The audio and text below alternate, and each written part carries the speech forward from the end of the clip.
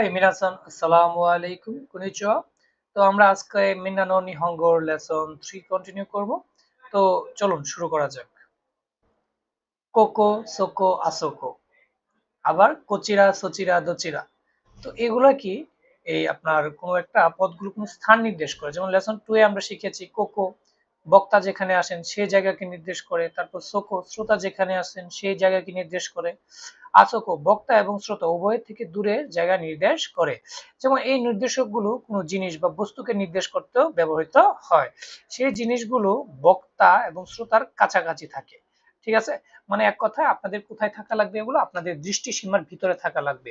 তখনই কি করতে পারবো আমরা কোকো সোকো আসোকো কোচিরা সুচিরা আচিরা অথবা দোচিরা এগুলা কি করব আমরা ইউজ করব।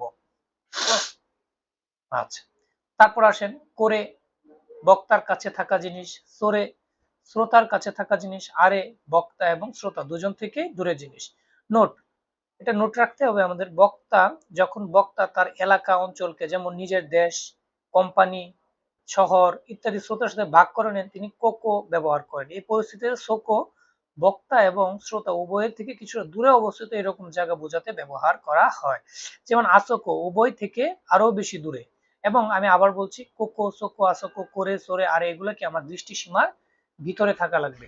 যদি আমার দৃষ্টি সীমার ভিতরে যদি থাকে তখন কি হবে, এগুলো আমরা ব্যবহার করতে পারবো। আচ্ছা, ধরেন এখন আপনার দৃষ্টি সীমার ভিতরে নেই, তখন আপনি কি করবেন? যখন আপনার দৃষ্টি সীমার ভিতরে থাকবে না তখন কি করা লাগবে? নাউন ওয়ান ওয়া, নাউন টু, তারপর কি প্লেসের নামটা আমার বলা লাগবে। যেমন এই বাক্যটি কাঠামোটি বুঝতে ব্যবহার করা হয় যে একটি জিনিস বা বস্তু একটি নির্দিষ্ট স্থানে আছে। যেমন ওতে আড়াইওয়া নিকাইদেস, ধরেন দ্বিতীয় তলা, আপনি একতলায় আছেন, তো দ্বিতীয় তলা কি আপনার চোখের সামনে নেই, তখন কি এই যে দ্বিতীয় তলায় যে অবস্থানটা আছে সেটাকে কি করা লাগবে? আপনার স্থানের নাম দিয়ে তারপর বলা লাগবে। আচ্ছা, যেমন ইয়ামাদা সান ওয়া জিমুশো দেস, কারণ ইয়ামাদা সান এবং যে টয়লেট দুইটি কি আপনার দৃষ্টিসীমার বাইরে, এই জন্য কি করবেন আপনি উক্ত স্থানের নাম দিয়ে তারপর বলবেন। যেমন ইয়ামাদা সান ওয়া জিমুশো দেস, জনাব ইয়ামাদা অফিসে আছেন। তারপর আসেন দোকো এবং দোচিরা।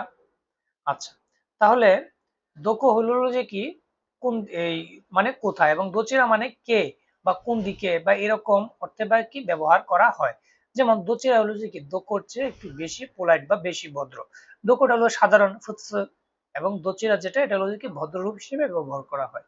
যেমন দোকো একটি জায়গা বোঝাতেও কি করা হয়? ব্যবহার করা হয়। যেমন যার অর্থ কোন দেশ, কোন কোম্পানি ইত্যাদি, এবং দোচিরা হলে কোন দিক বা কোথায় এরকম অর্থে কি ব্যবহার করা হয়। যা দুটি বস্তুর মধ্যে একটি বেছে নেওয়ার জন্য ব্যবহার করা হয়। এটা আমরা লেসন 8 এ ইনশাআল্লাহ আশা করি আমরা আবার শিখব। তো ওতে আড়াই ওয়া দোকো দেস কা, টয়লেট কোথায়, আসোকো দেস ওইখানে। তারপর এরেবেতা ওয়া দোচিরা দেস কা, লিফট কোন দিকে, আচিরা দেস মানে ওইদিকে। নাউন ওয়ান এর নাউন টু স্থান, এবং নাউন ওয়ান নো নাউন টু, যেটা নো পার্টিকেল আমরা অবশ্যই বুঝেছিলাম যে র বা এর। দোকোনো এবং দোচিরানো একটি দেশ কোম্পানির ব্যক্তির অন্তর্ভুক্ত ব্যক্তিকে জিজ্ঞাসা করতে কি করা হয়? ব্যবহার করা হয়। যেমন আপনি নান কি ব্যবহার কর, মানে আপনি নান কি ব্যবহার করতে পারবেন না। যেমন মিরাসান্ন কাইসাওয়া দোচিরা দেশকা, তো মিরাসান্ন কাইসা ওয়া নান দেশকা এটা বলা যাবে না, এটা কাইসা বা কোম্পানির কাঞ্জি। হ্যাঁ, তো মিস্টার মিলারের কোম্পানি কোনটি? আইএমসি দেশ। তো আইএমসি ওয়া দোকো নো দেশকা, বা আইএমসি কোনো কম্পিউটার ওয়া দোকো নো দেশকা, তো এই কোম্পানিটা কোথাকার বা কোন দেশের? নিহন্ন দেশ মানে জাপানের। তার মানে কোনো, সোনো, আনো, দোনো এটা কি শব্দ নির্দেশক হিসেবে ব্যবহার করা হয়। তাহলে আমরা যদি একটু সারমর্মটা দেখি, যেমন করে সরে আরে, এবং আমার কোয়েশ্চেন করা লাগবে কি দিয়ে? দরে দিয়ে। তারপর কোনো, সোনো, আনো কোয়েশ্চেন করতে হবে দোনো দিয়ে, এবং দরে এবং দোনোর ব্যবহার আমরা আরো 8 নাম্বার এবং 16 নম্বর লেসনে আরো ডিটেইলস জানতে পারবো। হ্যাঁ, তারপর কোকো মানে স্থানের ক্ষেত্রে হবে কি কোকো, সোকো, আসোকো, দোকো, এবং স্থানের ক্ষেত্রে বা ভদ্রসূচক ভাবে বা সম্মানিত ভাবে যদি আমরা জিজ্ঞেস করি তখন কোচিরা, সুচিরা এবং আচিরা ব্যবহৃত হবে।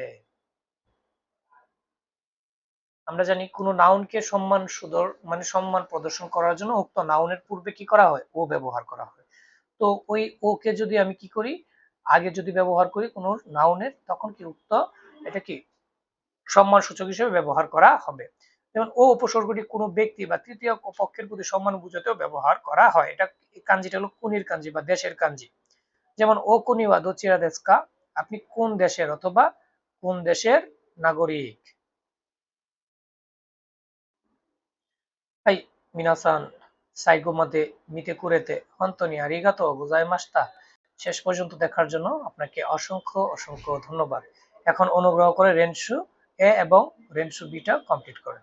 ধন্যবাদ।